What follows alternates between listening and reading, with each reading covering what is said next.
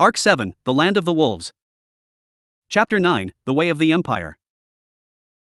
A menace that consumed him, bit by bit. An anguish that seemed to turn his very blood into magma. Together, they tore away at Natsuki Subaru's existence, trying to bear his unvarnished self. An overtime of such cruelty, like peeling off a scab that hadn't fully healed, and exposing the raw wound beneath to the cold air. His soul brushed against a reality that couldn't be protected. Would it be pain, grief, or sorrow that would come? Or perhaps, it would be something entirely different. Subaru had no idea. If there was something he did understand, if there was something that served as salvation, it was but one thing only. Namely, that the hopelessness he felt would be severed before he could reach an answer, and that the false sense of freedom would. Shut it with your wheezing and panting, you. Subaru, MRGH. Having been liberated from his earlier anguish, Subaru opened his mouth wide, which should have been foaming with blood. His body was empty, like someone had punched a hole in his lungs, as it gasped for oxygen. And just as he tried to relish its tasteless goodness to his heart's content, something was shoved into his mouth against his will. Subaru was showered in verbal abuse as he recoiled from the unforeseen blow, coughing and spluttering. Yet, he could not tell what was going on. He could not see properly. The tightness he felt on his face served as proof that something was wrapped around his eyes. His face had been bound. Actually, no, his face was not the only thing that had been bound. His arms and legs were tied up too. And with him in this state, someone had forced something into his mouth. Subaru, erg. Bway. Why tied you, go away.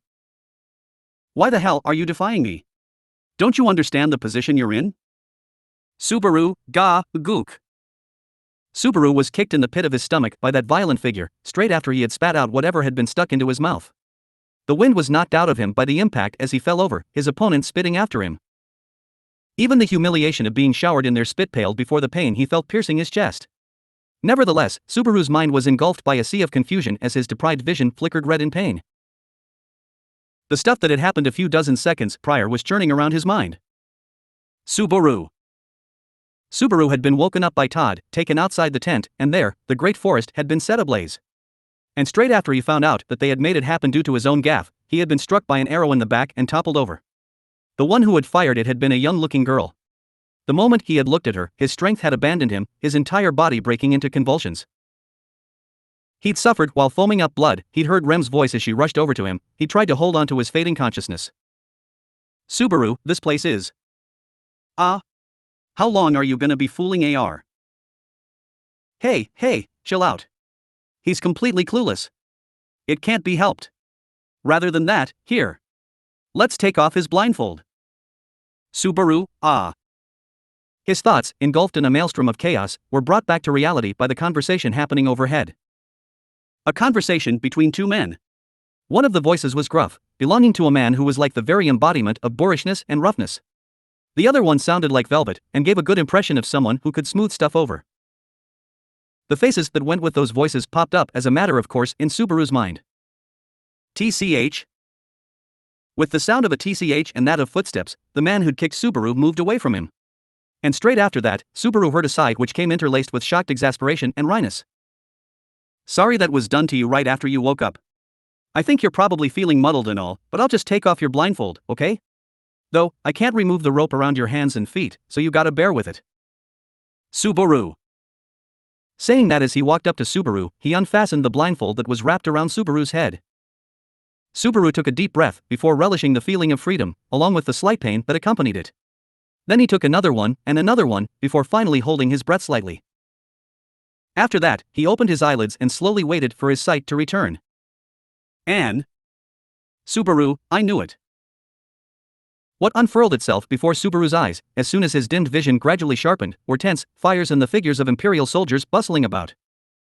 Subaru was in the familiar, though not so familiar, Imperial encampment, the place they'd expropriated, where he'd scurried to and fro, doing odd jobs. Subaru. There wasn't anything strange regarding the scene itself.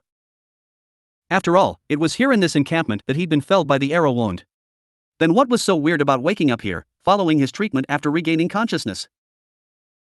Nevertheless, he still couldn't explain things like the first blow, the fact he'd had a shoe forced into his mouth, and the fact his hands and legs were still tied up, to be sure of his hypothesis. Even Considering how estranged Subaru was from how the Empire did things, if no one batted an eye at this kind of common sense, where the people would tie up one's hands and feet every time the latter was treated, then he would wish for the country's ruin. In other words, if that was not the case, then it meant that Subaru, I guess I must have died. It was the most natural to think he had returned by death. Ironically enough, he readily came up with an idea to confirm that. He would just need to swing his head around and set his gaze on the green forest beyond the encampment. The result of Subaru's own gaffe had been the jungle burning down, letting the Imperial soldiers get away with that recklessness. Black smoke should have been billowing out from the forest, enveloped by the fires of hell. Yet, there it still stood. On his left, on his right, the green jungle stretched across the horizon, in perfect condition. Subaru. The scenes vividly popped back into his mind, right after confirming this. Subaru had fallen due to his arrow wound, foaming at the mouth. Rem had crawled over to him, and there he'd heard her voice, her presence, her entreaty, begging him to not die. Yet, Subaru had betrayed her there.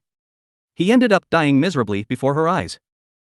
The man who knew her, even if she detested him, had ended up dying in this godforsaken land. Just imagining the amount of fear and anxiety the amnesiac Rem would have experienced tore his heart asunder. While at the same time, he thought, I never want to make her feel that ever again. We found you right as we went out to fetch some water, yeah. Sorry, but you've been captured. You're our prisoner. And thus, the man squatted down in front of him, as his heart was filled with strong emotion. The individual flashed him a velvety smile, his eyes beaming. Subaru knew who he was. Todd, the only person who'd acted friendly towards Subaru and Rem, in this encampment full of Imperial soldiers. He was the man who had patiently spent his time with Subaru, the latter knowing so little about the Empire. Subaru even considered the fact he'd been picked up by him at first a stroke of good fortune. That was, until he'd backed burning the forest to the ground, using Subaru's words as a pretext. Subaru. Hardly 10 minutes had passed physically, but his carefree report had sent chills running down Subaru's spine. The Imperial soldiers had ruthlessly burnt the forest to the ground, straight after they decided that entering the forest to invade the people of Shudrak, the purpose for which the troops had been dispatched for, would prove troublesome.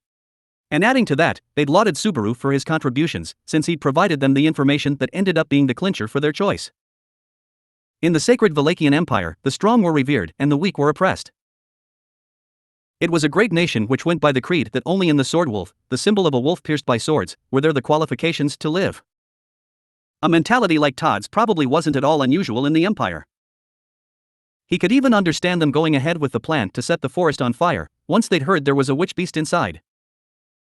Nevertheless, they would not mesh well with the people of the kingdom of Lagunica, let alone Subaru. Maybe Roswell at best, since he was a clump of rationalism. Either way, he must not allow them to burn the forest down this time. Subaru. Subaru let out a gulp as he took what had happened last time as being his failure. The fact that Subaru had ended up getting himself killed was whatever, but the fact that they'd burnt the forest down was taking it too far, even if the Imperial soldiers had done it as a safety measure. If not for Subaru's gaffe, the chance remained that Todd and the others would have established a place to discuss things amiably, and have their negotiations succeed without spilling any blood. He'd taken away that possibility, and brought danger upon the people inside the forest. No, he should not dodge the responsibility he bore here. There was absolutely no way that there would be no casualties in that inferno. Due to his own gaffe, Natsuki Subaru had reaped the lives of the people who lived in the forest. Even if he could not meddle with what happened in that world line, due to returning by death, the fact still remained. Subaru would never forget it. Subaru. Thus, Subaru resolved to himself that he would not repeat the same mistake twice. Death was a heavy thing, and regardless of whether it was him or others, he would never let it repeat again. With those thoughts clouding his mind, it was a small mercy that he was redoing his first encounter with Todd and Jamal here. The restart point of his return by death had been updated. He'd returned to the point after he'd been knocked unconscious by Rem in the grassland, after he'd fled from the hunter in the forest, and the fierce attack of the witch beast, to where he'd been picked up by the Imperial encampment. From here on out, he would establish friendly ties with Todd, as well as with Jamal, if possible, and get them to open negotiations in a way that would not make them rend asunder the Shadrakians in the forest. So, for that, he would. Todd, hey you, are you listening? I get that you're confused about being called a prisoner out of nowhere, but... Subaru. Well, yeah, I guess. I am confused. But even if I am, well, you see. Squatting in front of the taciturn Subaru, Todd gave his feelings some consideration. Subaru sunk into thought, deciding on what to say next as he took in Todd's stance. His relationship with Todd had been good last time.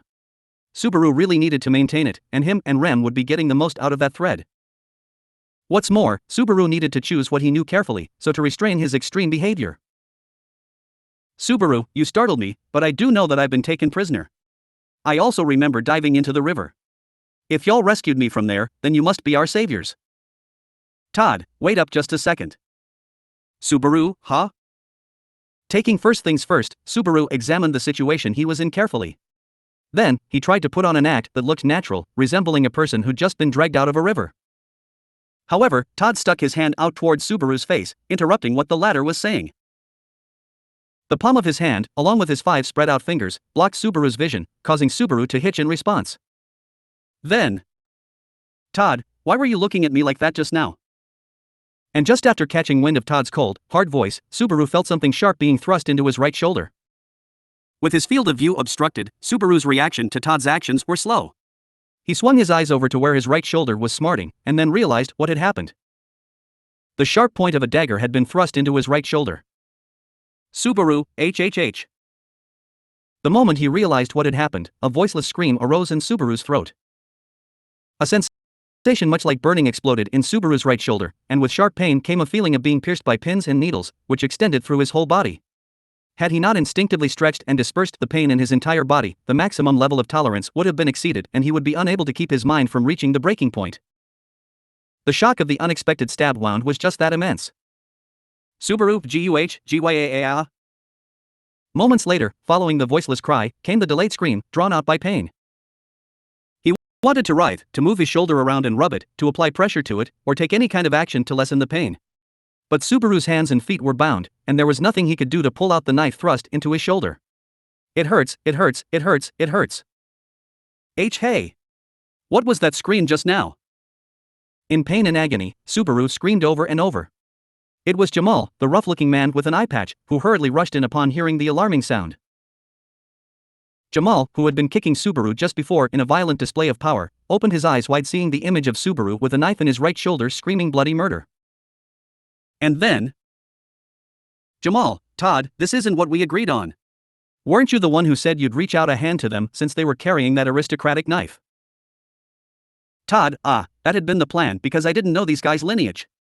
I should have known you'd get angry about it just because it's different from what I had said. My bad, my bad. Jamal, if you're saying that, does that mean you know who this guy is? Although he spoke in a rough voice, he recovered his composure after hearing Todd's answer. However, in response to Jamal's question, Todd just said who knows, and tilted his head.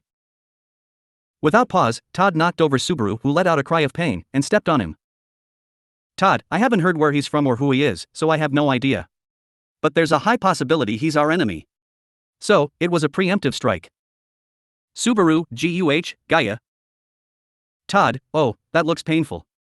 We can't avoid having you suffer a bit, but you seem like you have some pain tolerance, you know. Where's your self-respect? With his foot heavily pressing into Subaru's body, Todd asked calmly. However, with Todd's weight pressing the fallen Subaru into the ground, the knife in his shoulder was pushed even deeper into the wound, and the return of unbearable agony left no room for him to answer Todd. His vision flickered, his throat burned, bloody screams rose up over and over again. No matter how many times that was repeated, the pain showed no sign of easing. Without missing a beat, it became fresh despair and continued to assault Subaru like waves crashing against the shore. Todd, he's not answering. How defiant. Looks like he's an enemy after all. Jamal, if he's being rolled like that, he won't be able to answer even if he could, you know. Todd, HM? Is that so? Oops. When I'm sluggish from pain, I always mess up in these kinds of situations. My bad, my bad. Saying that, Todd finally moved his foot away from Subaru's body. The additional pain vanished, but the intermittent pain continued to sting Subaru, and the unbearable agony had caused him to bite his lip and blood streamed out from his mouth. From the corners of his eyes tears also flowed, and miserably he could not even wipe them away. Jamal, you. After this, I don't know how you can warn me about my bad behavior. Todd. Don't you hit prisoners of war and your subordinates to relieve stress? So don't joke around acting all high and mighty. I'm only doing what is necessary. On the other hand, ignoring Subaru's disgraceful sight, the two men continued talking above his head. With Jamal pacifying Todd and pointing out Subaru's bloodshed, a scene unthinkable a short while ago had unfolded. What the heck was going on? Although most of his mental resources were devoted to enduring the pain, this view was too incoherent. Why would Todd, who had treated Subaru and his group so well, take such action? Jamal, so, why did you stab him? Strangely, Jamal raised to Todd the same question Subaru had. When asked, Todd closed one eye and looked in the direction of Subaru, who was writhing in agony. Todd, when I took off his blindfold and he looked at me, his eyes were intent on manipulating me. I could understand being nervous or uneasy. Crying from fear would also be fine. But trying to manipulate me is suspicious, no? Jamal, manipulate, huh? Todd, this guy was unconscious, he's kicked awake and his blindfold removed, and the first thing he tries to do is to use the first face he saw? There may be such a guy, but that sort of guy is frightening and simply cannot be handled. We should kill him quickly. Todd persistently expressed his own well-reasoned opinion in contrast with the thoughtful Jamal. The reason Subaru had been stabbed was because Todd had judged Subaru to be dangerous. And the best way to deal with dangerous opponents was to neutralize them. That was why Todd had stabbed Subaru's right shoulder. Because Todd knew that the fingers of Subaru's left hand had been broken and were thereby useless. With his right shoulder stabbed and his left hand fingers broken, the function of both of Subaru's arms was greatly reduced. To ensure his own safety, Todd immediately made a decision and just acted on it. That is. Jamal, I don't know how you can think about that sort of thing right after you wake up. I might still be in the middle of waking up, straining my ears standing here trying to listen to this. Todd, no, that's not it. He must have been pretending to be asleep the whole time I watched him. If he had regained consciousness along the way somewhere, he should have had some kind of physical reaction. Supposing I overlooked him pretending to sleep, then. Jamal, then? Todd, then he planned to try to manipulate me while deceiving me and pretending to be asleep, isn't that right? That method is even more frightening. As I thought, killing him would be the correct answer, it seems. Hearing that, Subaru gasped and shivered as he fought off the pain. While listening to Todd's explanation, Jamal's tone gradually weakened. At first, he must have been shocked and angry at the fact that Todd had stabbed Subaru, but little by little his fury was dismantled. Todd's tone of voice and way of speaking held a charm that softened the other person's emotions. Observing from the position of a third party, he could finally see that Todd would get close to the other person, show his understanding, and then offer attractive proposals that were beneficial to them on top of that. First the momentum was killed, then as the other person became more open-minded, the offered proposal would be carefully considered, and against one's better judgment it would become desirable to go through with it. That's exactly what was happening to Jamal right now, before his eyes. And that was also what had happened to Subaru just before he used Return by Death. Todd, the young ladies with him are also suspicious, but the two of them are straightforward and easy to interact with. Let's get rid of this one before there's any trouble. Jamal, well, I guess that's fine, but... Todd, or, do you want to be the one to do it? To stop your anger from getting out of control over that blue-haired girl injuring your men, you need someone to relieve your stress, right? Jamal, that's also true.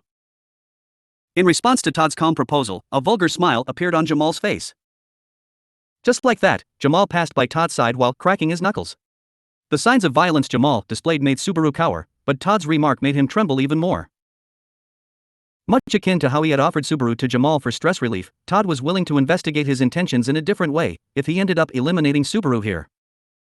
For that purpose he would use Rem, as well as Lewis. But no matter what was asked, the two of them would not be able to answer. No matter how harsh the torture, Rem had no information to reveal. In other words, Subaru, TCH. Biting down harshly with his molars, the taste of blood exploded in his mouth as Subaru searched for a way to prevent Rem from tasting the same. In a few seconds, Jamal's violence would resume, and Subaru would either be killed or left half dead by his brutal attack. Even if Jamal had a conscience, Todd would not keep Subaru alive. Todd, who would be able to set fire to the forest, would likewise not bat an eye when it came to extinguishing Subaru's life. Step by step, Jamal drew closer. In that time, Subaru's brain went into overdrive, searching within himself for the answer. To break the deadlock of the current state of affairs, some kind of plan, a possibility, he needed a miracle. Jamal, to relieve my stress, you better scream as much as you can, you son of a bitch. For your girl's part too, I'm gonna make your body pay. Subaru, people of Shadrach. Jamal. Jamal spat out his stereotypical violent threats right on the verge of striking Subaru, but Subaru's lips put together those words. At that moment, Jamal's movement stopped, and Todd's expression in the background changed too. Jamal's face showed clear surprise, while Todd cocked one eyebrow, and grinned. Todd, people of Shadrach. You decided to play that card now? Seems you're well aware of how to gamble. Jamal, Todd, what this brat is saying. Todd, just wait, Jamal. You can hit and kick him after. But it's hard to understand the voice of someone with their tongue and throat crushed. It's best if we listen here. Jamal, fuck. With nowhere to direct his anger, Jamal roughly kicked the nearby wooden railing. Todd looked sideways at the literal dispersion of anger and turned toward Subaru. The smile on his face was, horrifyingly, no different from the one Subaru knew. Just as he had done when treating Subaru's fingers, inviting Subaru to eat, and praising Subaru for his contribution to burning the forest, Todd grinned at Subaru as the latter stood on the precipice between life and death. Todd, so, the name of the people of Shudrak came up. I wonder, can I expect to hear something from you that will make me happy? Subaru, ah. You know, the location of the people of Shudrak in the forest? Todd. Oh, that's great. Smiling, Todd clapped his hands in front of his chest in a show of joy.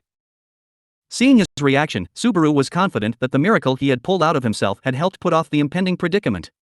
However, at the same time, it was a double-edged sword for Subaru. After all, Subaru did not know the location of the people of Shudrak. The masked man who had handed him the knife, the hunter who had shot arrows at him. Perhaps either or both of them were related to the people of Shudrak, but he had no means of contacting them or knowing specifically where they were. In other words, Subaru was staking his life on this big gamble. Todd, how is it you know the location of the people of Shudrak? Subaru, because I'm one of the people of Shudrak. Todd, I see, after all that's how it is. Setting aside skin color, it's the black hair, you know? So I was wondering if that was the case. Since it's a famous rumor that Shudrakians have black hair. Subaru. Subaru was greatly relieved as fortune smiled upon him and he received this information that had been entirely unknown to him. His whole body was covered in greasy sweat, and the tension of the conversation had caused Subaru to break out in cold sweat in addition. The pain in his shoulder was increasing, and the pain in the fingers of his left hand was beginning to bug him as well. On top of that, his body had yet to recover from the turmoil at the Pleiades watchtower or from the trouble with Rem in the forest or from the burden of the escape to the river right after that. Barely hanging on to his fleeting consciousness and breaking spirit, he continued the questioning. One wrong answer would result in his death. Everything was to survive and save Rem. To return to Amelia and Beatrice and everyone, and to reunite Ram and Rem. Todd, so basically, you're a scout. And your clothing and knife were prepared to blend in with us. Subaru. I stole the knife from a traveler. Same goes for the clothes. And? Todd, you tried to get some info on us. A pretty bold plan, I gotta say. Seems like you were actually drowning and there was a chance that we wouldn't notice the knife. Subaru, but it was more realistic that way, wasn't it? Even as his supposed plan was pointed out as careless and flawed, Subaru laughed it off, saying that it had been all on purpose. Putting a brazen smile on his face, he bared his teeth and made his mean eyes look more menacing. This was his act to make his bluff more believable. Todd squinted at Subaru, trying to scrutinize his real motive. Todd. The silence was deafening and the noose on Subaru's neck tightened every second. Truth be told, he had no idea if his words were persuasive at all. Neither could he tell if his act was convincing. The pain and stress he felt were too much to even give a second thought to his performance. It felt to him like he was making comical excuses, where it'd be no wonder if, the next moment, he'd crack his head open after dismissing him as being ludicrous with a snort. Unable to read Todd's expression, the tension in the room spurred up. And after some time, Todd, would you sell out your tribe for your life? Todd asked with one eye closed. Subaru gulped. He would bring out the words he needed to bring out. All he needed to do was to not answer incorrectly. He would sell out his tribe for his life. After stating that he was a member of the people of Shudrak, he would sell out the people of Shudrak. He could not let them discover that this was a farce. To aid him, he would adopt the necessary expression and voice. The expression and voice of a deplorable bootlicker who would sell out his own tribe for his life. Subaru, yeah, that's right. I'll sell them out. Todd. Subaru, please, I'll do anything. I'll even lure them out if you want. Anything, I'll do anything. Stammering, twitching his cheeks, smeared in cold sweat, Subaru begged for his life. Clinging on to his life, disregarding the lives of others, not letting others see him in any positive light, he had to transform himself into selfishness personified. But he only had to act. Over the course of his time in this world, Subaru had seen many people with that way of thinking. He did not think the day would come where he would model himself after the most inhumane among inhumans, the Sin Archbishops. Jamal, you're a rotten guy, you know. Hate that no good look in your eye. Jamal spat out his true feelings, hearing Subaru plead for his life. His disdain and anger were evident. It seemed that Subaru's performance had steered Jamal into having a negative opinion of him. But to be completely honest, though he felt bad, he had no time to deal with Jamal's shenanigans. Right now, the right to decide Subaru's fate belonged to Todd. A person's ranking or standing did not matter here. The strong eat the weak. He would follow the Empire's motto to the T. Todd. That's seriousness, you don't seem to be lying. Todd finally replied to Subaru, who with great effort, kept a docile face. Hearing that, Subaru almost jumped in joy at his tiny victory. Though, he prayed it was not a premature celebration. At the same time, Jamal spoke up, unhappy about it. Jamal, oi, Todd. You trust what this guy says? This piece of shit who would sell out his people for his own life would. Todd, hang on. What are you saying, Jamal? These are the words of a bootlicker who would betray his people for his own sake. Of course he'd show how much worth he has. Otherwise, he wouldn't be able to save his own precious life.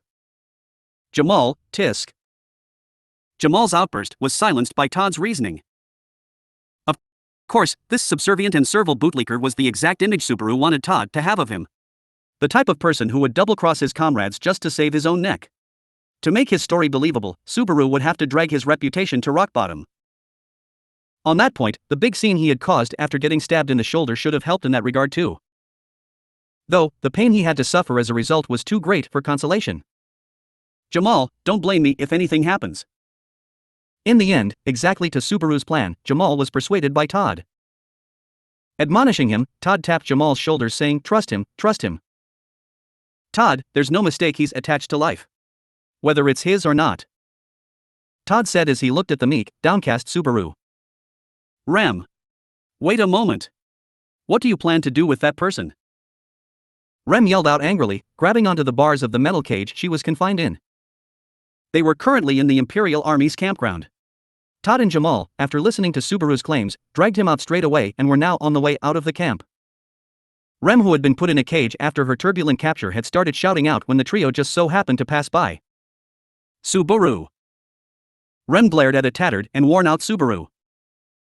Having been dragged out of the river, his half-dried clothes were still heavy. Additionally, the stab wound on his right shoulder had received the bare minimum treatment and the broken fingers on his left hand had received none. Even if the restraints on his legs were gone, the cuffs on his arms robbed him of his freedom. Looking no different from a slave worker, the person who was being led outside of the camp, Natsuki Subaru. Seeing this Subaru, Rem's emotions were all over the place. Shock and surprise, all of it in turmoil. Of course, Subaru was unable to explain the situation to her. Having returned by death, what little progress that had been achieved in the relationship between Subaru and Rem was reset, and needed to be redone from scratch again. Rem saw Subaru as an enemy based on the witch's scent that clung to him. Subaru was given no time or opportunity to solve that misunderstanding. Also, Rem. The smell has become worse since last time. What is this exactly? The miasma that would thicken with each consecutive return by death. Having smelled it, Rem's caution rose to another level. To her, Natsuki Subaru might as well have been a child of darkness. It pained Subaru's heart, but he could not afford to perform any action that could fix that misconception, lest he be found out. Todd, you two have a pretty convoluted relationship, don't you? The way she's acting. Didn't you bring that girl along with you? Subaru, that girl. No, the two that were together. Todd, the two of them? Subaru. I bought them as tools to help when meeting you guys. For a moment, he was unsure how to reply. But he donned his inhumane mask and answered frankly. Subaru, right now, was a cold-blooded person who would sell off his comrades' lives to save his own. Naturally, he felt nothing for Rem and Lewis. He needed to be 100% filled with his selfish love for his life. He could not let the scenario where the two of them, well, at least, Rem be taken as hostages, to occur. Subaru, so I don't know anything about them. There's no point asking them this and that, though you seem to have gotten the gist of it already. Todd, well, it didn't seem to be an act, I guess? The little missy seems to be actually nuts in the head and the missy here ain't lying. Even so, her reason for rampaging being so vague is a bit troublesome. Jamal, tisk. Todd scratched his cheek with a bitter smile, while Jamal clicked his tongue in annoyance. With the two of them at the head, a group of 20 or so Imperial soldiers would be leaving the camp with Subaru. Subaru was to bring this group into the jungle and show them where the people of Shudrak resided. He would show them their settlement and bring the Empire one step closer to victory. And as a reward for that, his life would be saved. Terrible people live long lives after all, so that was the plan. A plan that would get average reviews as a bootlicker's success story. Though, that would only happen if one ignored just how impossible it was. Subaru, isn't it better if you threw them out? I did buy them. If you don't need them, I'm happy to have them after they've done their work. Todd, you're a hasty one, aren't ya? It's good to be thinking ahead, but don't forget your life depends on whether you can do your job properly or not. Rather than what's going to happen to them, you should worry about yourself first. Subaru, hee, oh yeah, that's right. My desire for what comes after slipped out. If he were to make a fuss over this, his attachment to Rem would be found out instantly and the tables would be flipped on Subaru. He couldn't rub his hands together because of his bindings, but in his heart, that was the manner in which he interacted with Todd. Thankfully, Todd did not look deeper into his words. Waving his hand at the caged Rem. Todd, behave yourself, Missy. If nothing happens, nothing will happen to you. Rem, do you think your words hold any weight? Todd, I don't know about weight, but believing me or not is your problem, ain't it, Missy? Having been told that by Todd, Rem had no choice but to quiet down, annoyed. Frustrated that he was unable to support Rem or even talk to her any more than this, Subaru burned her figure and voice into his mind. He would use those as fuel for his spirit. One way or another, he had to bring Rem out of the camp and escape. Building a friendly relationship with Todd's group and getting them to protect him and Rem was no longer a thought Subaru entertained. They were a threat, both as an enemy and as an ally. They could not be controlled even when allied, and he did not need to state how dangerous they would be as an enemy. To begin with, he should avoid teaming up with the people of Wallachia as much as possible. Subaru's standing in Wallachia was extremely complex, and if he were to slip up, it would not be a problem that affected just himself. That was another secret he held. Todd, alright, let's go. Stay sharp, everyone. Jamal, I'm the one giving orders. Todd called out to his crew, bringing along a hyper-conscious Subaru. Among the Imperial soldiers' replies to Todd's call, Jamal's reply was very openly angry. After that, the group trespassed onto the Budheim jungle with Subaru at the very front. Their destination was the village of the Shadrakians who lived in the forest, and their objective was to pinpoint their location. However, Subaru the navigator was pulling a bluff, as he didn't know where the village was. Far from that, he was making a gamble while only vaguely knowing about the identities of the people of Shudrak. Subaru. Walking through the thickly wooded forest, Subaru was waiting for an opportunity to somehow sneak away from the group. He was against a large number of people, and even if they were wearing light armor, said equipment did not allow them to move around quicker than he could. If he could take advantage of their carelessness and run away, it might be possible to return to the encampment quicker than them, and bring Rem with him on his escape. Actually, that was his only plan as of now. Fortunately, the cage that Rem had been put in could be easily unlocked from the outside. The important things were Subaru obtaining the right to do so from Rem, and the hope that she would believe in him and follow him out once he unlocked the cage. And there was the matter of Lewis's existence as well. Subaru, if I say that I am leaving Lewis behind, Rem will never come with me. In addition to the current situation, he had shaved off a significant amount of Rem's trust with the added miasma via return by death. Even if Subaru desperately rushed back to the camp in that state, Rem would not welcome his decision to leave Lewis behind. Far from that, she would beat him into the ground on the spot, rescue Lewis from him by herself, and there was also the possibility of her deserting him in the Empire's encampment. Subaru, I guess that's not going to happen, even if Rem is hostile to me. Her legs aren't free to move around, after all. She couldn't go through with these events he imagined solely due to the condition of her legs, so were she to be physically fit, then Subaru wouldn't put it past her to actually carry it out. That was what he thought, but it would cause him trouble if she did so. So, if Subaru was going to take her out of that place, then he had to bring Lewis along with them as well.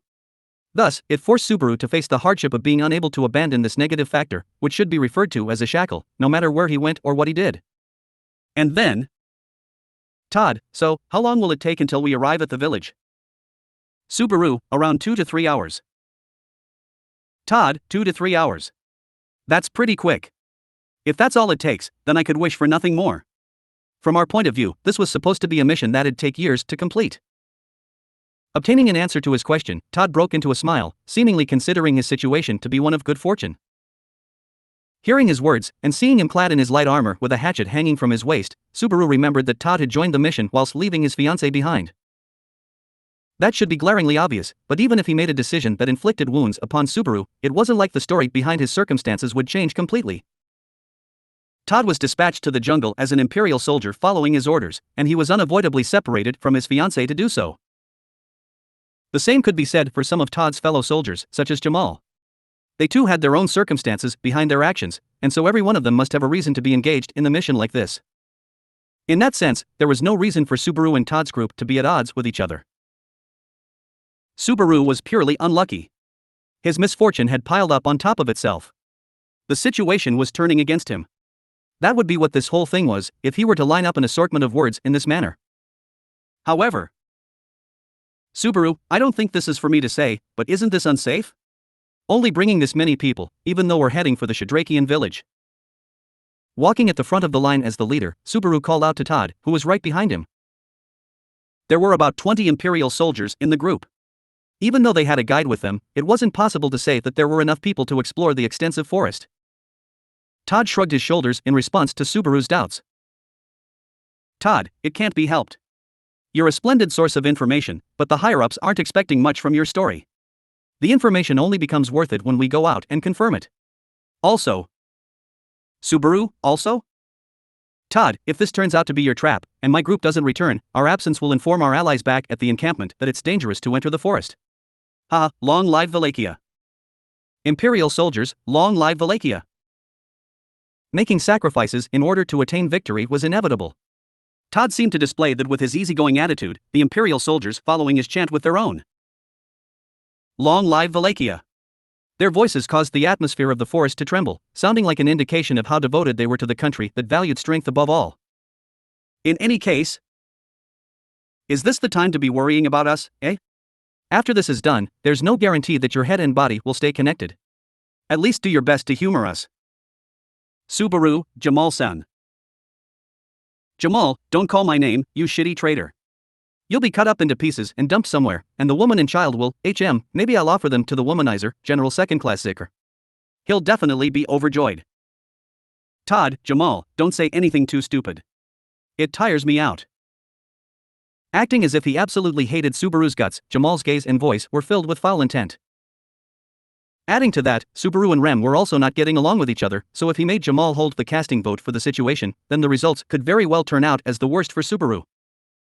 As expected, it was Todd who tried to quell Jamal's anger, saying, "Calm down. Todd, rather, don't forget it's us who have to humor this guy. He'll provide us with the necessary information to save his skin. We'll rescue him in exchange for that. If not, we're gonna get jumped by the Shudrak the moment we arrive at the village. Jamal, bring it on. If they're gonna pull something like that, we can exterminate." Todd, are you serious? I can't get on board with a fight I see no chance of winning in. You don't want to turn your little sister into a widow before she gets married, either. Right? Brother-in-law? Jamal, GH. Todd persuaded Jamal, who often spoke while disregarding all thought. Subaru caught a glimpse of the unknown relationship between them, but it unfortunately did not move his feelings. He had already steeled his resolve against Todd and his group. Their encounter, the situation, his luck. All of those were terrible. Subaru, but Rem is more important to me. That was why Subaru decided to put them in harm's way. Imperial soldier? Suddenly, at the back of the search party that was organized in a line, one of the Imperial soldiers made a small sound in his throat. He cocked his head as if he had noticed something, searching for the cause of it in his field of view. The faintest feeling of something being wrong.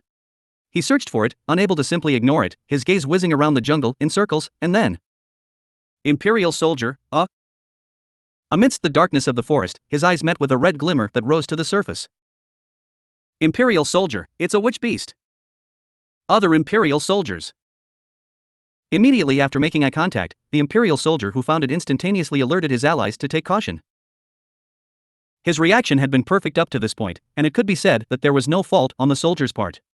The same could be said for his allies, who readied themselves for a fight, having listened to the first soldier's call. However, they wasted no time in attacking the witch beast the moment they unsheathed their swords. This could be exactly noted as being rash. Imperial soldier, Yuwu. An Imperial soldier drew his sword, running through the forest and lunging at his opponent. A humongous snake that twisted its giant body around it was a serpentine witch beast, enclosed in green-colored scales and its full height around 10 meters long. Being the same species as the witch beast Subaru had encountered in the forest, its existence was like a bolt from the blue to the Imperial soldiers, who did not know of the existence of witch beasts in the forest. However, their attempt to deal with the witch beast immediately, knowing full well of how dangerous it could be, had been a mistake precisely because it was the right decision. The witch beast was not after them. Its target was none other than Natsuki Subaru, who was shrouded in a gigantic amount of miasma. Snake witch beast. Catching the release sword strike with its scales, the large snake roared as it sent the Imperial soldier flying with its huge tail. The red glint in its eyes gleamed savagely, and the group was hit by a tremendous bellow. With 1 year that had passed ever since he started acting as a decoy against witch beasts, Subaru knew what it was all about, being a professional who went down this path. Most of the time, the concerned witch beast would actively go after Subaru, encircled by the miasma as he was, but it was a different story if harm were caused to the witch beast itself. That was their unchangeable nature, no matter if the witch beast was the white whale or the snake. The white whale had aimed for Wilhelm, who had been chopping it up, and the gigantic snake had bore its fangs against the hunter that had shot it. The rule took effect even in the present situation. The snake's aim had shifted from Subaru over to the Imperial soldiers, who were covered in matching equipment, their hostility leveled towards the witch beast. Jamal, a witch beast. I wasn't told about it. Having the roaring snake's malevolence directed against himself, Jamal drew out a pair of swords, his voice trembling with rage. Unexpectedly, he dauntlessly threw himself at the witch beast with surprising swiftness, putting his combative capabilities on display. However, Subaru could not cheer for Jamal's unanticipated, courageous fight. Subaru had been meaning for this to happen, having walked in the forest with Todd for a few hours, with this objective. The soldiers who did not know of the witch beast's existence, and the witch beast that was pulled closer to them by Subaru's miasma. He always made use of witch beasts with his body odor every time, but Subaru was also a proud witch beast user. He had multiple accomplishments, enough to fight against Melee with the title of the witch beast user on the line. However, now was not the time to fuss over that. Subaru, I should. Taking advantage of this opportunity, he would return to the encampment and free Rem. He tried to make a break for it in order to do so, but felt dread pricking at the back of his neck. Conforming to the frightening sensation, Subaru lowered his head regardless of how ridiculous he would look in the eyes of others. The very next moment, an axe sliced through the place where his head had previously been, wedging itself into the large tree right beside him. Subaru, KH. He would have been dead had he not lowered his head just now. Shaken by that fact, Subaru only moved his gaze behind him, looking at the person who had made that attempt on his life. Subaru. His gaze crossed Todd's, who was glaring at him, a piercing look in his eyes. Subaru, hook. Refusing to be caught in his gaze, Subaru began running inside the forest with all his might. He would be caught by Todd if he stopped in his tracks. If he were caught, then Todd would unquestioningly claim his life. Those eyes had that kind of firm, strong will. They were darkened with pitch-black intent. Subaru felt a different kind of fear compared to what he had experienced with the Sin Archbishops, witch beasts, and even Rita Stria. Those eyes were brimming with vindictiveness, pitch-black intent to kill. Subaru, Ga. A forceful impact penetrated Subaru's back as he ran, unable to turn around. What struck the area around his shoulder blade was a knife that had been thrown at him and was returned to him in an awful manner, strangely enough. Leaving the knife hanging from his shoulder, Subaru blew out a ragged breath, continuing his desperate escape. Behind him, he felt like the battle between witch beast and Imperial soldiers was still ongoing, but Subaru was also desperately hoping he would not be intercepted by other witch beasts, and that he would not be chased after by Todd as well. Desperately, urgently, and frantically, Subaru carried on running, and ran, and ran, and ran.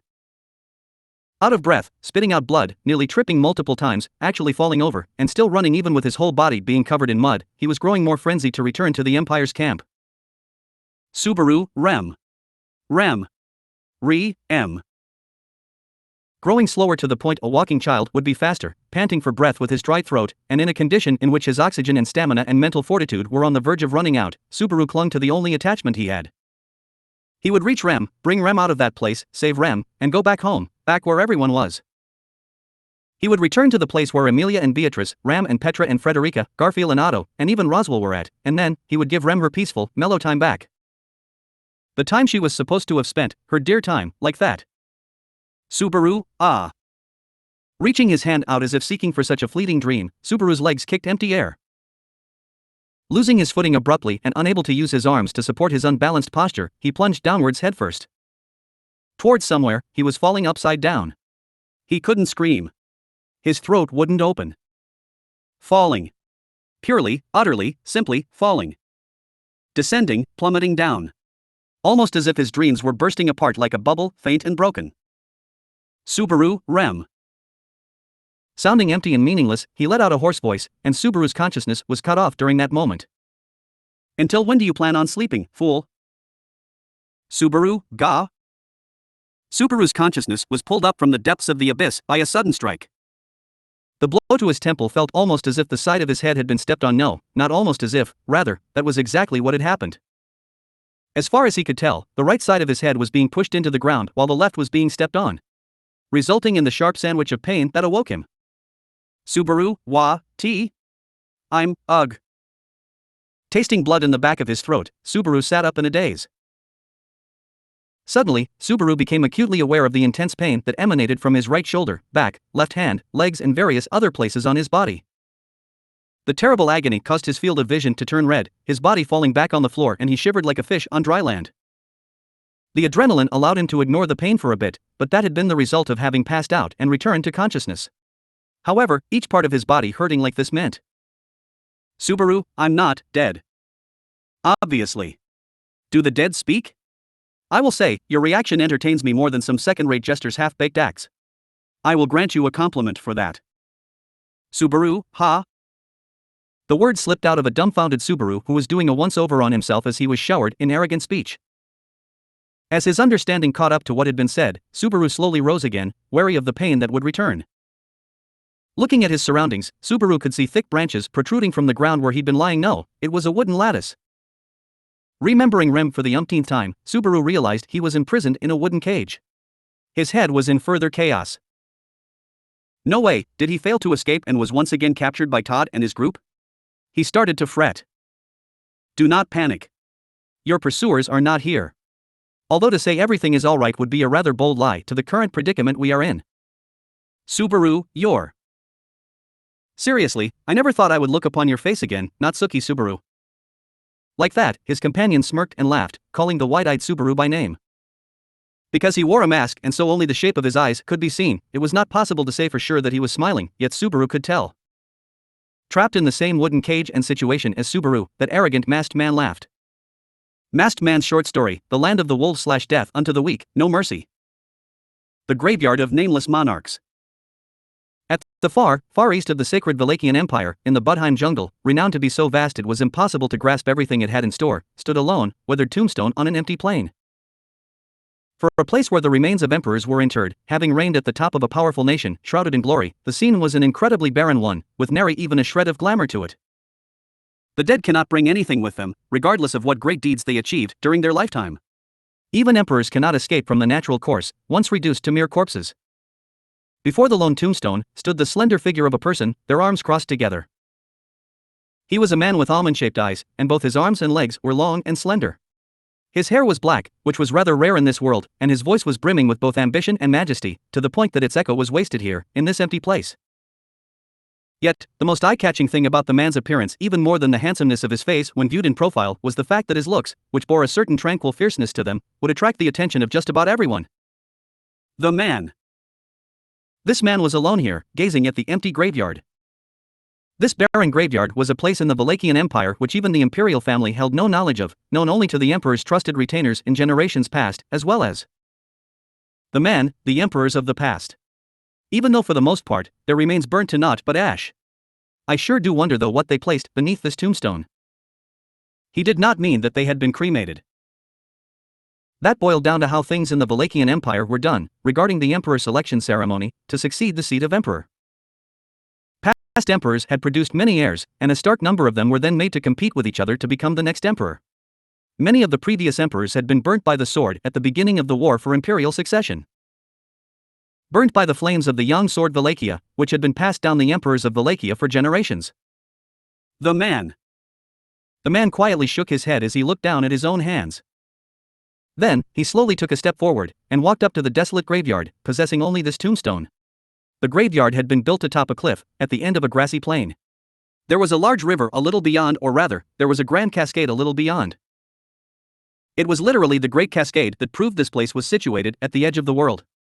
Gazing from afar at the sight of all of this brimming water washing away, the man lost himself in reverie for a moment. Back when he'd learnt about this bizarre structure of the world, which everyone called the Great Cascade, he would oftentimes wonder whether the world they were in was but an island floating atop a huge mass of water. Even now, with his arms and legs fully grown, and his position in the world changed, he had not cast his suspicion aside. Or perhaps the Great Cascade was imposing itself on everyone who lived on this floating island, telling them, "You are all locked in the world you live in, there can be no escape." The man, "Quell your absolute nonsense." The man grimaced in annoyance at what the world proclaimed, before raising his foot. He then ruthlessly placed his shoe right against the tombstone and kicked it over, showing not a shred of respect for the dead. With a loud thud, the tombstone where the souls of the former emperors were buried toppled over. However, the man cared not about being cursed by his own reckless action. He did know that the grudges of the dead, when combined with an evil spirit, could end up as a phenomenon called a hollow. However, that was not possible when applied to those interred here. That was exactly what it meant to look upon the world from the very pinnacle of the land of the wolf, as the emperor of Wallachia. The man, "There we go." The man peered down, beneath the tombstone he had kicked over as he muttered, stretching his arm out. There was neither a coffin there, nor an urn to hold their ashes. Instead, what he found there was a sack, which he then grabbed and hauled up, and those were not the relics of the dead, nor letters of any kind. There was naught to give to the dead, it was only the living who required things. It was precisely the one embodying that unwritten rule who was fit to be at the very top. Thus, what he found there was the man, a sword, a dagger, and the cloak of concealment, He rifled through his sack, within it were some weapons, a magic tool, and a meteor. As well as some non-perishables and camping gear. Although, only the bare necessities. The man, "It seems like there is no need to grieve for the fallen."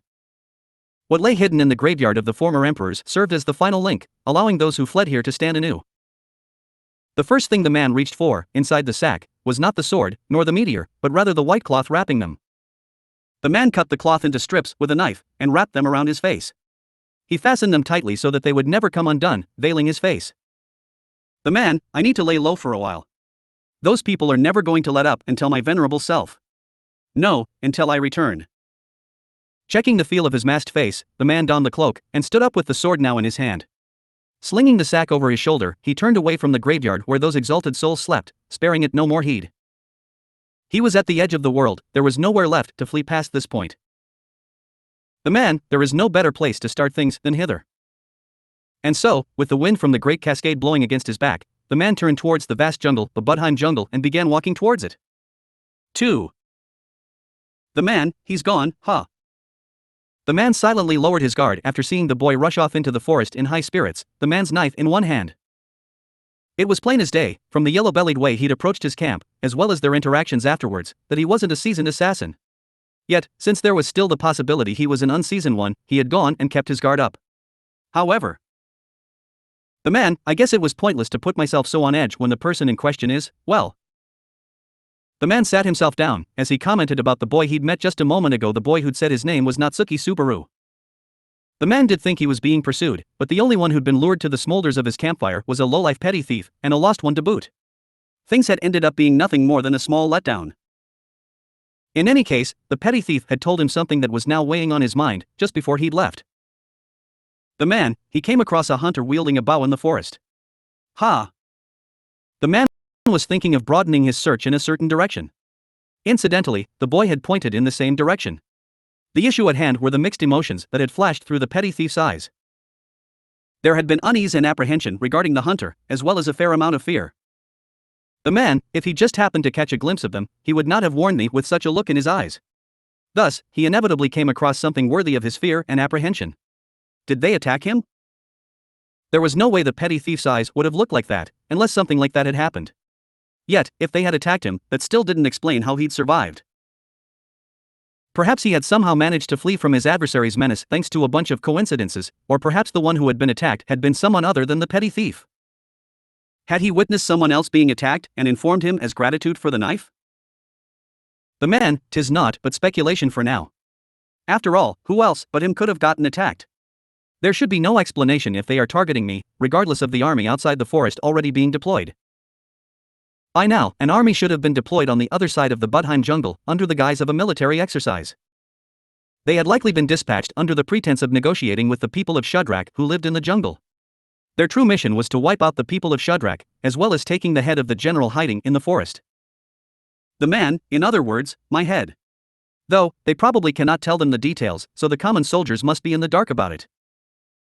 However, they would achieve their goal if his own head were to come off in the process. And even if that did not come to pass, if they cleaned out the people of Shadrach, their plan would come to fruition. But then again, the man, if I mess up in getting into contact with them, I probably shall not emerge unscathed. He did not know all the details about the formation of the Imperial soldiers outside the forest. However, there was a chance they would provoke the ire of the Shadrachians, were they to go about things too crudely.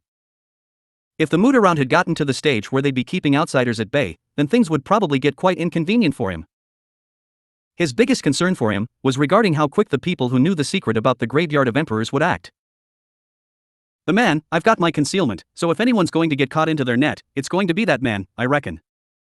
If the man's concerns were right, then assassins had already been set loose in the forest, who were aiming for his life. If so, serendipitous as it may be, it had been by total fluke he'd met a man with unusual black hair here in the forest. The knife he'd handed over to him had an engraving on it, which showed it belonged to someone from the Valachian nobility. Thus, if an assassin killed him, chances were that they would mistake him for the wrong target, due to the color of his hair and the things he was carrying. The man ought to serve well as a smokescreen or decoy that would conceal him, were he to make some noise going through the forest. The man, now then. The man masked the traces left by his camp, shouldered his belongings, before finally donning his concealment once again. His meteor could ultimately only trick other people's sense of vision. It could not mask things like sound, odor and footprints. For that reason, he could not put too much stock into it. Keeping that in mind, the man took it upon himself to venture towards the direction Natsuki Subaru had warned him to be careful of before. And the man, even so, Natsuki Subaru, huh? The man's brows furrowed as he recalled the man who'd given him his name as he left, all the while showing that commendable attitude. The name was not an unfamiliar one. It was one hardly anyone would know of in the Valachian Empire, but for those privy to news from neighboring countries, the name was one that was inevitable to end up hearing. You could safely say he was someone who had risen to utmost fame in the past year or so, within the neighboring kingdom of Lugunica. Oftentimes, the reputation that reached one's ears came laced with lies, even if not but a rumor. And even if the news were embellished, the degree those were flaunted about was repulsive, given just how outrageous the contents were. Crossing into the kingdom had been prohibited for several months now. Thus, it would be strange for someone to imitate his name and trespass into the empire. Though not impossible. At the very least, that was way easier to accept compared to this Natsuki Subaru actually making his way into the Valachian Empire. The man, I suppose I can give this some reconsideration, so long as you stay alive and are able to meet up again with the person you are looking for. His attitude was so different to what one would expect from someone strong. He was an outspoken rookie who held nary a scrap of vigilance about him. The man should never have held such expectations of him, now that this was the only impression he held. The man, am I really letting my guard down over this strange coincidence? There is no such thing as good luck showing up, unless you set it up yourself. At least, when it comes to me. Admonishing himself like that, the man quickened his step and headed into the forest. He was not qualified to boast that the world was his own, like a certain someone did. He pondered so, feeling rather irritated. 3. The man, there we go. The man came across a contraption made of ivy, which was spread beneath him, and squatted down where he stood. Several hours had passed since he'd parted with the self-proclaimed Natsuki Subaru and gone into the forest. Luckily enough, he had not caught wind of that man's dying screams, so he must have either made it, or died somewhere far away, where his screams could not reach him. Either way, he didn't care too much about how that self-proclaimed Natsuki Subaru was doing. The most important thing was that he had discovered traces belonging to the people of Shadrach he had been looking for. The man, just how much do these Shadrachians know about what's going on here? Now that he had found what he was looking for, all that was left for him to consider was how much did these people he wanted to get in touch with know. Them not knowing about what was happening outside would be ideal if possible, however, never be optimistic. It wasn't as if his enemies would be carrying out their schemes on an ad hoc basis. If they had been meticulous in polishing out their plan, then they would always be paying heed to the chance of revolts here and there. The people of Shadrach would have been designated as those to most look out for, given that they had a history of having provided their aid to militant emperors in the past. That was what he would have done, were he in the enemy's shoes, at the very least. Therefore, The man, I am never getting an answer to this, no matter how much I brood. I need to take my chances somewhere. The man slowly shook his head, steeled himself, and then pointed his sword at the contraption set before his eyes. It was the kind which, cutting the ivy snare that had been strung out, would trigger a trap covered in soil, hoisting its prey upwards. However, the man had seen right through it, thus he didn't fall for it. Instead, the clappers dangling from atop a tree smacked together, causing a chorus of chimes to echo throughout the forest. The contraption was the sort that would send notice that the prey had been caught after the trap had been activated. And so, he waited a while. Gah, you weren't caught in it. A woman had turned up to where the trap had been, pushing her way through the foliage with a frown on her face. The woman was of slender build, had brown skin, and her formerly black hair was now dyed green. She was holding a dagger in her hand as she stooped down in front of the trap, and looked to be fairly proficient with it. Most likely, it was not going to be something used as a mere idle threat. She folded her arms together and shed at the man, who had been audaciously lying in wait for her. Hey you, do you not know what this place is? If you're trespassing, as you please. The man, of course I know. Dispense the pointless chatter, it's only a waste of time. Gwa. He had cut the woman off as she had been about to threaten him, causing her to let out a strange groan.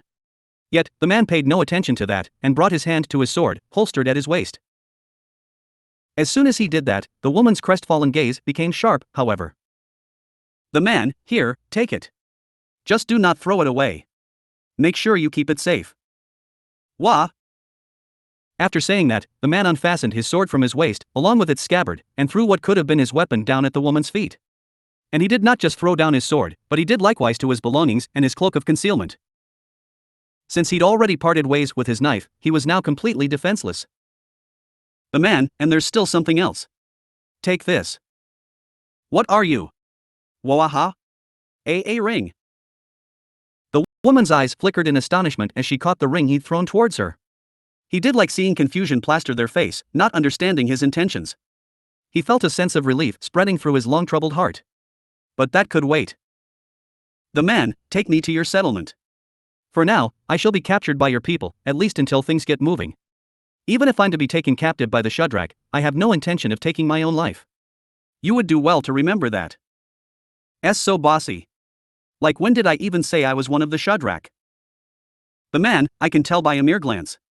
If you feel like hiding that fact, then get it together. I have given you my life.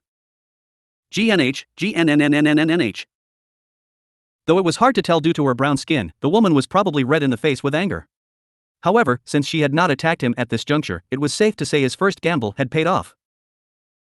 All that was left now was to the man, wait for the board to be set. To wait until the Shudrak feel like listening to me. He knew that the Shudrak had a rule that said men are to be brought to the settlement. Men from the outside were a precious commodity for the Shudrak, a tribe of hunters made up only of women. It was unlikely that they would treat him poorly. He could use this fact to his advantage to bring himself onto the board if he lay low in their settlement. Though, from here on out, he would need to make more gambles. However, the man, moves ought never to be fleeting. The people of Shudrak, along with the Imperial soldiers outside the forest. It would perhaps be great if he could add the self-proclaimed Natsuki Subaru to the cards he held over to one side.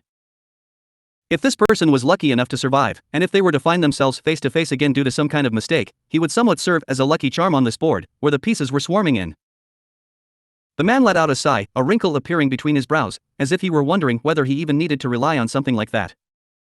Let me just tell you, our chief loves a good face. The man, are you referring to the fact that I'm hiding my face? Sorry, but I bear an utterly hideous wound. Forgive me. As if that's something a man who wants forgiveness says. The man, Vincent Abel Lux, followed in her wake as she led the way with some complaints. He quietly steadied his breathing and faced forward. As if he were warning himself that from now on, an utterly unstoppable battle would begin. End of Chapter 9 and short story, The Way of the Empire.